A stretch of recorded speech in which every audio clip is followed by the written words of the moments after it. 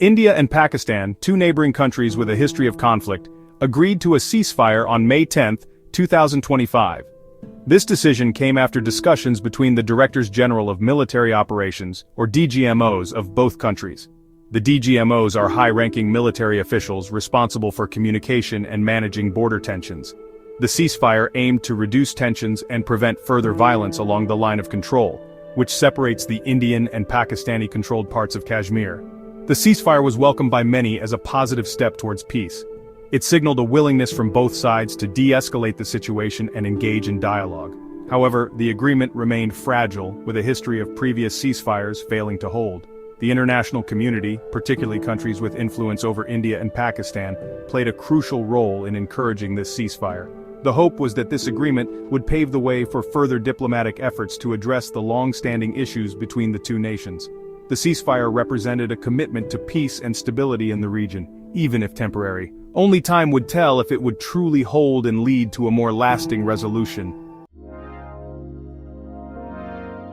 Despite the ceasefire agreement, tensions remained high.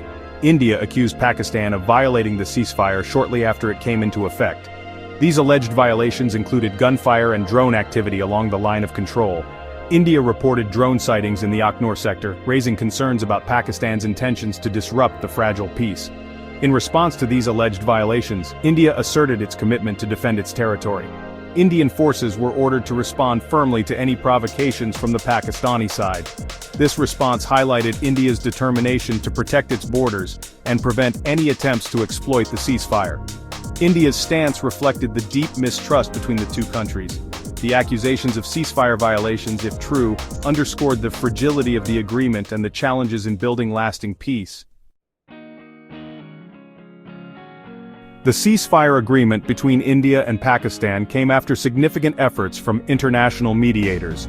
The United States, China, and Saudi Arabia played crucial roles in facilitating dialogue and encouraging de-escalation.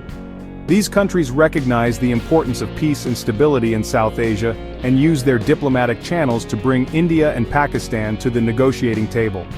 Pakistan's Prime Minister, Shehbaz Sharif, publicly thanked these countries for their mediation efforts. He acknowledged their role in creating an environment conducive to dialogue and reducing tensions. The involvement of international mediators highlighted the global significance of the India-Pakistan conflict and the willingness of the international community to help find a peaceful resolution. The ceasefire, while fragile, offered a window of opportunity for further dialogue and diplomacy.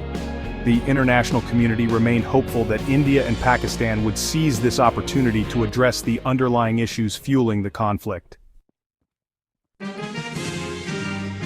The recent escalation of tensions between India and Pakistan, even before the ceasefire, resulted in casualties on both sides.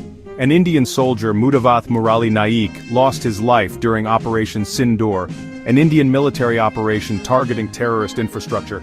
Another soldier was tragically killed by drone fragments at an airbase in Udhampur.